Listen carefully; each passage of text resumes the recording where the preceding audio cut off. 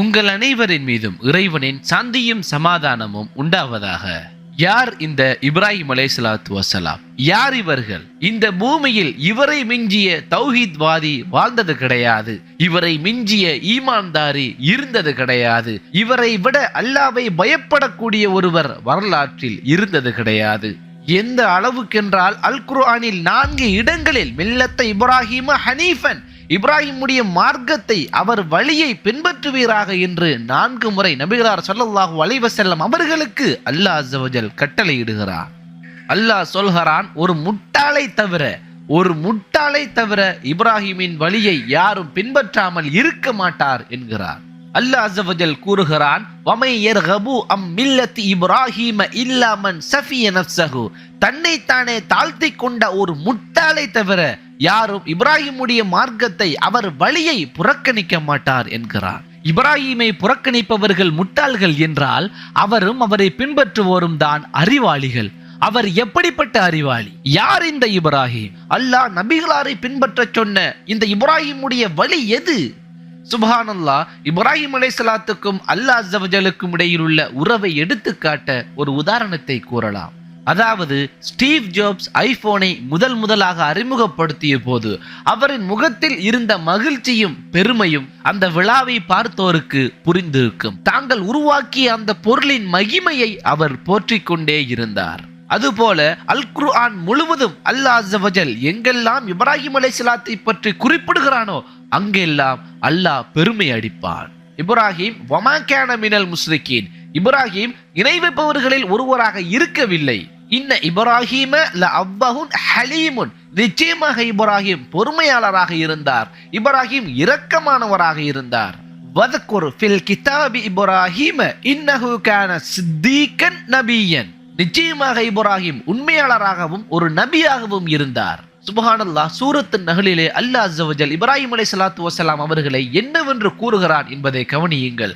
இன்ன இப்ராஹிம கான உம்மத்தன் கானித்தன் லில்லாஹி ஹனீஃபன், அதாவது இப்ராஹிம் அலைஹிஸ்ஸலாத்து வஸலாம் அவர்களே அல்லாஹ் உம்மத்தன், நீங்கள் ஒரு சமுதாயமாக இருக்கிறீர்கள் என்று கூறுகிறார். ஒருவரை பார்த்து நீங்கள் ஒரு சமுதாயமாக இருக்கிறீர்கள் என்று கூறுகிறார். அறிஞர்கள் கூறுகிறார்கள், இப்ராஹிம் அலைஹிஸ்ஸலாத்துடைய தாவாவை யாரும் ஏற்றுக்கொள்ளவில்லை. எனவேதான் அல்லாஹ் அவர்களை ஒரு உம்மத், அவர் சமுதாயத்தில் இவர் மட்டும்தான் அல்லாஹ்வுடைய பாதையில் இருக்கிறார் என்பதை குறிக்கிறது என்பார்கள். இந்த கருத்து தர்க்கத்திற்குரியது. ஏனென்றால் இப்ராஹிம் அலைஹிஸ்ஸலாத்துடைய குடும்பத்தைச் சேர்ந்த லூத் அலைஹிஸ்ஸலாத்து வஸலாம் அவர்கள் இருந்தார்கள். இப்ராஹிம் அலைஹிஸ்ஸலாத்திற்கு 2 மனைவிமார்கள் இருந்தார்கள். இஸ்மாயில் அலைஹிஸ்ஸலாம், இஸ்ஹாக் அலைஹிஸ்ஸலாம் என்று குழந்தைகள் இருந்தார்கள், பேரப்பிள்ளைகளும் இருந்தார்கள். எனவே அவர் உம்மத்தில் அவர் ஒருவர் அல்ல. அப்பொழுது அல்லாஹ் இங்கே எதை குறிப்பிடுகிறார்? அவரை ஏன் ஒரு உம்மத் என்று சொல்கிறார்? சுப்ஹானல்லாஹ். இதற்குள் இன்னும் ஒரு கருத்து ஒளிந்து கொண்டிருக்கிறது. நாம் நபிகளார் ஸல்லல்லாஹு அலைஹி வஸல்லம் அவர்களுடைய உம்மத்தாக இருக்கிறோம். நம்முடைய இந்த கோடான கோடி சமுதாயத்தில் எத்தனை மூமின்கள் இருந்திருப்பார்கள், எத்தனை இறை நேசர்கள் இன்றும் வாழ்ந்து கொண்டிருக்கிறார்கள், இன்னும் எத்தனை அல்லாஹ்வின் அடிமைகள் பிறக்கப் போகிறார்கள் என்பது எண்ணில் அடங்காது. இப்படி ஒரு சமுதாயத்தில் லட்சக்கணக்கில் அல்லாஹ்வின் இறை நேசர்கள், மூமின்கள், அல்லாஹ்வுக்காக உயிரை கொடுக்கக்கூடிய உயிர் தியாகிகள் இருக்கும்போது அந்த சமுதாயத்தை பார்த்து அல்லாஹ் எவ்வளவு மகிழ்ச்சி அடைவார். இப்படி ஒரு முழு சமுதாயத்தின் மீது அடையும் மகிழ்ச்சியை, சந்தோஷத்தை அந்த ஒரு மனிதரில் இப்ராஹிம் அலைஹிஸ்ஸலாத்து வஸலாம் அவர்கள் மீது அல்லாஹ் அஸ்ஸ வஜல் கண்டான். அதனால் தான் அவரை உம்மத்தன், அவர் ஒரு தனி சமுதாயமாக இருந்தார் என்று கூறுகிறான். சுப்ஹானல்லாஹ். இது எப்படி சாத்தியம் என்று எனக்கு தெரியவில்லை. அல்லாஹ் கூறுகிறான், இப்ராஹிம் அல்லதி வஃபா, பரிபூர்ணமாக நிறைவேற்றிய இப்ராஹிம் என்கிறார். சுப்ஹானல்லாஹ். அதாவது அல்லாஹ் அவருக்கு எந்த கட்டளையை இட்டாலும், அல்லாஹ் அவருக்கு எந்த சோதனையை கொடுத்தாலும், அல்லாஹ் அவரை எப்படிப்பட்ட இன்னல்களுக்கு உள்ளாக்கினாலும் அவர் எல்லாவற்றிலும் 50 மார்க் கிடையாது, 70 மார்க் கிடையாது, 80 மார்க் கிடையாது, எல்லாவற்றிலும் 100% மார்க் எடுப்பவரே இப்ராஹிம் அலைஹிஸ்ஸலாத்து வஸலாம். சுப்ஹானல்லாஹ். அல்லாஹ் சொல்கிறான், இப்ராஹிமை அல்லாஹ் தன் உற்ற நண்பனாக எடுத்துக்கொண்டான் என்று. இவரை மட்டும் அல்லாஹ் மனிதன் என்று குறிப்பிடவில்லையானால் நம்மில் அதிகமானோர் இவரை மலக்கு என்றே குறிப்பிட்டிருப்பார்கள். இவரை பற்றி பேச போனால், இவரின் ஈமானின் உறுதியை பற்றி பேச போனால் இந்த வீடியோவும் போதாது, இமயமலையும் தாங்காது. எனவே இவர்தான் இப்ராஹிம், மனிதர்களின் தலைவர், நம் தந்தை இப்ராஹிம் தி கிரேட். அப்போ அல்லாஹ்வை பெருமைப்படுத்திய, அல்லாஹ்வை மகிழ்ச்சிக்குள்ளாக்கிய இந்த இப்ராஹிம் தி கிரேட்டின் வழி என்ன? கவனியுங்கள், அல் குர்ஆன் கூறக்கூடிய இந்த வரலாறு அனைவருக்கும் தெரியும். இப்ராஹிம் அலைஹிஸ்ஸலாத்து வஸலாம் அவர்களுடைய காலகட்டத்தில் சூரியனும் சந்திரனும் நட்சத்திரமும் வணங்கப்பட்டது. அந்த மக்கள் வணங்கிக் கொண்டிருப்பார்கள். அவர்களுக்கு மத்தியில் இப்ராஹிம் அலைஹிஸ்ஸலாத்து வஸலாம் அவர்கள் சென்று நட்சத்திரத்தை பார்த்து, இதுதான் என் இறைவன், அது மறைந்ததும் மறையக்கூடியவற்றை நான் நேசிக்க மாட்டேன் என்றார்கள். பின்னர் சந்திரன் உதித்தது, இதை பார்த்து இதுவே என் இறைவன், ஆனால் அதுவும் மறைந்தது. பிறகு சூரியன் பிரகாசமாக உதித்ததை கண்டபோது இவர் சொன்னார், இதுவே என் இறைவன், இது எல்லாவற்றையும் விட பெரிதாக உள்ளது என்று கூறினார். அதுவும் மறைந்து விடவே அவர் சொன்னார், என் சமூகத்தாரே, நீங்கள் இணையாக்கும் ஒவ்வொன்றையும் விட்டு நான் விலகிவிட்டேன் என்றார். சுப்ஹானல்லாஹ். இப்ராஹிம் அலைஹிஸ்ஸலாத்து வஸலாம் அவர்களுடைய சிந்தனையை கவனியுங்கள். இவர் சூரிய சந்திர நட்சத்திரங்களை வணங்கினாரா?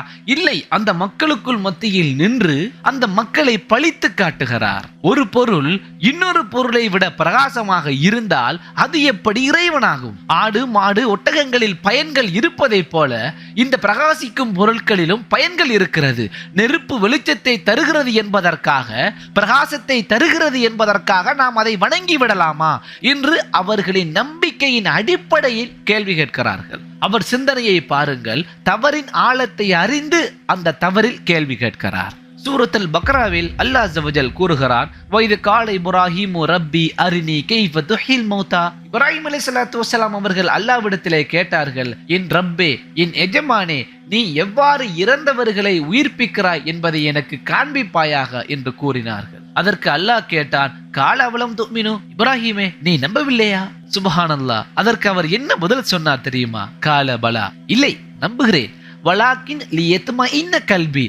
இந்த வசனத்தை கவனியுங்கள், இந்த சொற்களை கவனியுங்கள், என்னுடைய உள்ளம் திருப்தி அடைவதற்காக என்று கேட்டார்கள். பின்னர் அல்லாஹ் சொல்கிறான், அப்படி என்றால் பறவைகளில் 4 பிடித்து அதை வளர்த்து பழக்கிக் கொள்ளுங்கள், அவைகளை அறுத்து 4 மலையின் மீது வைத்து விடுங்கள், பிறகு அவற்றை கூப்பிடும், அவை உம்மிடம் வேகமாக பறந்து வரும். நிச்சயமாக அல்லாஹ் மிகைத்தவன், பேரறிவாளன் என்பதை அறிந்து கொள்ளும் என்று அல்லாஹ் கூறுகிறான். இந்த வசனத்தை நன்கு உள்வாங்குங்கள். இப்ராஹிம் அலைஹிஸ்ஸலாம், அதாவது தௌஹீதின் சிகரம், இவருக்கு மேல் ஒரு ஈமான்தாரி இந்த பூமியிலே பிறந்ததும் இல்லை, பிறக்க போவதும் இல்லை. இப்படிப்பட்ட ஈமானின் இமயமலை அல்லாஹ்விடம் கேட்கிறது, யா அல்லாஹ், எனக்கு நீ எப்படி உயிர்ப்பிக்கிறாய் என்பதை காட்டி என்கிறார். அதற்கு அல்லாஹ் கேட்கிறார், ஏன் நீங்க நம்பவில்லையா? அல்லாஹ்வுக்கு நன்றாகவே தெரியும் இப்ராஹிம் அலைஹிஸ்ஸலாம் நம்புகிறார்கள் என்று. ஆனால் அல்லாஹ் அதன் மூலமாக நமக்கு ஒரு விஷயத்தை கற்பிக்க வருகிறார். அதற்கு அவர் சொன்னார், நான் நம்புகிறேன் யா ரப்பே, ஆனால் என் உள்ளம் அமைதி பெறுவதற்காக. சுப்ஹானல்லாஹ். அது என்ன உள்ளம் அமைதி பெறுவது? இப்பொழுது நீங்கள் வீதியில் சென்று கொண்டிருக்கிறீர்கள். உங்களுக்கு முன் ஒரு பயங்கரமான ஒரு மெஜிஷியன் செய்து முடித்து விட்டான். உங்களுக்கு அது ஒரு தந்திரம் என்பது தெரியும். ஆனால் அவன் எப்படி செய்தான்? ஒருவேளை இப்படி செய்திருக்கலாமோ? ஒருவேளை அந்த பொருட்களை அவன் ஒளித்து வைத்திருப்பானோ? நம்மோடு நின்றதெல்லாம் அவன் ஆட்கள் தானோ என்று உங்கள் உள்ளம் உறங்காமல் சந்தேகத்தில் அமைதியற்று போயிருக்கும். அது எப்படி அவன் செய்து முடித்திருப்பான் என்ற விளக்கங்களை உங்கள் உள்ளம் தேடும். அந்த விளக்கங்களை கொடுத்தால் மாத்திரமே தான் உங்கள் உள்ளம் அமைதி பெறும். இப்ராஹிம் அலைஹிஸ்ஸலாத்துக்கு அல்லாஹ் தான் படைக்கிறான் என்பதில் துளியும் சந்தேகம் கிடையாது. ஆனால் அல்லாஹ் அதை எப்படி படைக்கிறான் என்பதை அறிய வேண்டும் என்ற ஆர்வம், அதன் விளக்கங்களை, அதன் காரண காரியங்களை முற்றுமுழுதாக அறிந்துவிட வேண்டும் என்ற விருப்பம், இதுதான் மில்லத்த அபீக்கும் இப்ராஹிம, உங்கள் தந்தை இப்ராஹிமின் வழி, அவரின் மார்க்கம். இப்ராஹிம் அலைஹிஸ்ஸலாத்து வஸலாம் அவர்கள் இந்த கேள்வியை அல்லாஹ்விடம் கேட்பதற்கு முன்னால் அவருக்கு தெரிந்த எல்லோரிடமும் கேட்டிருப்பார். அவரே கடுமையாக ஆராய்ந்திருப்பார். ஒன்றுமே கிடைக்காத நிலையில் அவர் அல்லாஹ்விடமே நேரடியாக கேட்கிறார். இப்படிப்பட்ட கேள்வியை இந்த பூமியில் யார் கேட்கிறார்கள்? யார் கேட்கிறார்கள்? இந்த பிரபஞ்சம் எப்படி படைக்கப்பட்டிருக்கிறது? உயிரினங்கள் தண்ணீரில் எப்படி வாழ்ந்து கொண்டிருக்கின்றன? இந்த சூரிய சந்திரன்களும் எப்படி செயல்படுகிறது? ஆண்களும் பெண்களும் ஏன் ஒருவரை ஒருவர் தொடக்கூடாது? இதை சாப்பிட வேண்டும், இதை சாப்பிடக்கூடாது, ஏன் சாப்பிட வேண்டும், ஏன் சாப்பிடக்கூடாது? மனிதர்கள் இந்த பூமியில் ஏன் வாழ்ந்து கொண்டிருக்கிறார்கள் என்ற கேள்வி எல்லாம் இன்று விஞ்ஞானிகள் கேட்கிறார்கள், பிலோசபர்ஸ் கேட்டுக்கொண்டிருக்கிறார்கள், அறிவை தேடும் நாட்டம் உள்ளவர்கள் கேட்டுக்கொண்டிருக்கிறார்கள். முஸ்லிம்கள் நாம் என்ன செய்து கொண்டிருக்கிறோம்? இப்ராஹிமுடைய வழி எங்கே? இப்ராஹிமுடைய வழி என்பது அல்லாஹ்வுடைய கட்டளைகளுக்கு கட்டுப்பட்டு அவைகளை செய்துவிட்டு அதற்கான காரண காரியங்களை அறிவுபூர்வமாக ஆராய்வதாகும். இதுவே இஸ்லாம். இந்த இப்ராஹிமின் வழியைத்தான் 4 முறை நபிகளாரை அல்லாஹ் அஸ்ஸ வஜல் கடைபிடிக்க சொல்கிறார். இப்ராஹிம் அலைஹிஸ்ஸலாத்து வஸலாம் அவர்கள் அல்லாஹ்வின் மார்க்கமான இஸ்லாத்தை கடைபிடிப்பவர்களாக இருந்தார்கள். இன்றைய முஸ்லிம்களான நாம் நம்முடைய மதத்தை கடைபிடிக்கிறோம். நம்முடைய தாய் தந்தை எந்த மதங்களில் இருந்தார்களோ அதுதான் நம்முடைய மதம். அது இந்துவாக இருந்தால் நாம் இந்து, கிறிஸ்தவமாக இருந்தால் அது கிறிஸ்தவம், இஸ்லாமாக இருந்தால் அது முஸ்லீம். அநேகம் பேர் முறையிடுகிறார்கள், இன்றைய காலத்தில் ஆண்களும் பெண்களும் கலந்து விட்டார்கள், இரு கூட்டத்தவரும் ஒழுக்கமாகவே இருப்பதில்லை. நீங்கள் சொல்லுங்கள், ஏன் ஒழுக்கமாக இருக்க வேண்டும்? ஏன் ஆண்களும் பெண்களும் பிரிந்து இருக்க வேண்டும்? ஆண்களும் பெண்கள் ஒருவரை ஒருவர் சந்திக்கும் போது ஏன் பார்வையை தாழ்த்தி கொள்ள வேண்டும்? அல்லாவை படைத்தது யார் என்ற கேள்வி கேட்டால் நம்முடைய பதில் என்ன? உனக்கு ஈமான் குறைவாக இருக்கிறது. ஈமான் குறைந்தவர்களுக்கு தான் இப்படிப்பட்ட கேள்விகள் உருவாகும். ஏன் வயோதிபர்கள் மாத்திரமே தொழுகிறார்கள்? ஏன் இளைஞர்களை பள்ளிக்குள்ளே காணவில்லையே? இளைஞர்கள் இஸ்லாத்தை விட்டு வெகு தூரத்தில் சென்று விட்டார்களே. நீங்கள் சொல்லுங்கள், ஏன் தொழ வேண்டும்? ஒரு தந்தை பல வருடங்களாக ஒரு பரிசுக்காக காத்திருக்கக்கூடிய ஒரு மகனுக்கு ஒரு பைக்கை பரிசளிக்கிறான். அவனுடைய சந்தோஷம், அவனுடைய ஆர்வம், அவனின் உள்ளம் எப்படி இருக்கும்? அல்லாஹ் அஸ்ஸவஜல் நபிகளாரை மெஹராஜிற்கு கொண்டு சென்று 7 வானங்களையும் கடந்து சித்ரத்துல் முந்தஹாவை கடந்து அல்லாஹ்வோடு ஒரு ஹிஜாபிற்கு இடையில் பேசுகிறார்கள். அப்போது அல்லாஹ் இந்த தொழுகையை பரிசளிக்கிறான். தொழுகை என்பது ஒரு பரிசு. ஆனால் இன்று தொழுகை இளைஞர்களுக்கும் ஏன் அனைவருக்கும் அறுக்கும் மாட்டை கட்டுவது போல் உள்ளது. அதான் உங்களிடம் கேட்கிறேன், ஏன் தொழ வேண்டும்? நமக்கு ஏன் தொழுகை தேவை? தொழுகையை விளங்க வைக்கும் வீடியோ இது இல்லை. இது நம்மை நாமே கேள்வி கேட்க வேண்டிய வீடியோ. என் மகள் ஹிஜாப் அணிவதில்லை, பல்கலைக்கழகங்களுக்கு சென்று கண்ட ஆண்களோடும் பழகுகிறாள். நீங்கள் சொல்லுங்கள், ஏன் ஹிஜாப் அணிய வேண்டும்? முஸ்லிம்களே, எங்கே இப்ராஹிமுடைய மார்க்கம்? ஏன் ஹஜ்ஜு செய்ய வேண்டும்? ஏன் ஜும்மா தொழுக வேண்டும்? ஏன் ஜக்காத் கொடுக்க வேண்டும்? ஏன் ஆண்களுக்கு 4 திருமணம், பெண்களுக்கு ஏன் கிடையாது? பெண்களுக்கு தலைமைத்துவம் ஏன் கிடையாது? இஸ்லாத்தை விட்டு வெளியேறினால் மரண தண்டனை. காட்டு மராண்டிகளுடைய மார்க்கம், மரண தண்டனை. ஏன் முஸ்லிம்களே சொல்லுங்கள், இவை எல்லாமே இருக்கட்டும், எல்லாமே இருக்கட்டும். மனிதர்களை ஏன் அல்லாஹ் இந்த பூமியிலே படைத்தான்? ஏன்? இதுதானே அடிப்படை. எல்லாவற்றுக்கும் இதுதானே அடிப்படை. நபிகளாருக்கும், இப்ராஹிம் அலைஹிஸ்ஸலாத்திற்கும், ஆதம் அலைஹிஸ்ஸலாத்திற்கும், அல்லாஹ் நபிமார்களையும் ரசூல்மார்களையும் வேதங்களையும் அனைவற்றையும் கொடுப்பதற்கும் இதுதானே அடிப்படை. இந்த பூமியிலே எதற்காக அவன் மனிதர்களை படைத்தான்? என்ன நாடுகிறான் நம்மிடம் இருந்து? உங்களில் பெரும்பாலானோர் இந்த வசனத்தை சொல்வீர்கள், அல்லாஹ் மனிதர்களையும் ஜின்களையும் தன்னை வணங்குவதற்காக அன்றி அவன் படைக்கவில்லை, வணங்குவதற்காகத்தான் படைத்திருக்கிறான், அதில் சந்தேகமில்லை.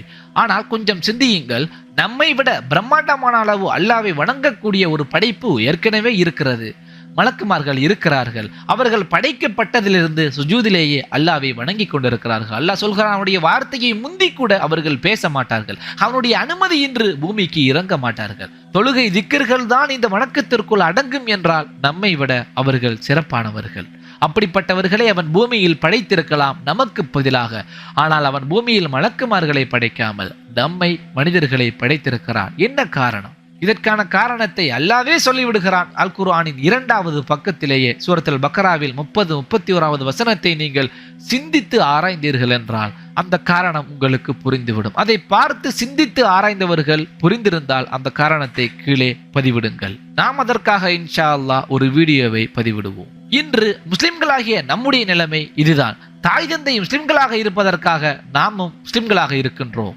எந்த விஷயத்தையும் சிந்திக்காமல் ஆராயாமல் வழிபட்ட காலம் சென்று விட்டது. நாம் தஜ்ஜாலுடைய ஆட்சியினுள் புகுந்து கொண்டிருக்கிறோம். எந்த ஒரு விஷயத்தையும் மக்களை காரண காரியங்களோடு விளக்கும் வரை அவர்களை நம்ப வைக்க முடியாது. நம்ப வைத்தாலும் அதில் அவர்கள் நிலைத்திருக்க மாட்டார்கள். இஸ்லாத்தை அறிவுபூர்வமாக இப்ராஹிமுடைய வழியில் கொண்டு சென்றால் மாத்திரமே தான் இஸ்லாத்தை வெல்ல வைக்க முடியும். இப்படி அறிவுபூர்வமாக கொண்டு செல்லாததன் காரணம்தான் யூரோப்பிலும் அமெரிக்காவிலும் கிறிஸ்தவம் தோற்று போனதற்கான காரணம். கிறிஸ்தவத்தின் தோல்விதான் தனி மனிதன் நினைத்தால் எது வேண்டும் என்றாலும் செய்யலாம், தனி மனித சுதந்திரம் தான் முக்கியம் என்ற லிபரலிசமும், மறுமை வாழ்வு இறைவன் என்று ஒன்றுமே கிடையாது, இருப்பது இந்த உலகம்தான், அதை ஏழும் என்ற அளவுக்கு அனுபவித்து விடுங்கள், மரணிக்கும் வரை சொத்து சேருங்கள், சுகபோகங்களில் மாத்திரமே வாழுங்கள் என்ற மெட்டீரியலிசம் போன்ற தஜ்ஜாலிய கொள்கைகளை உருவாக்கியது.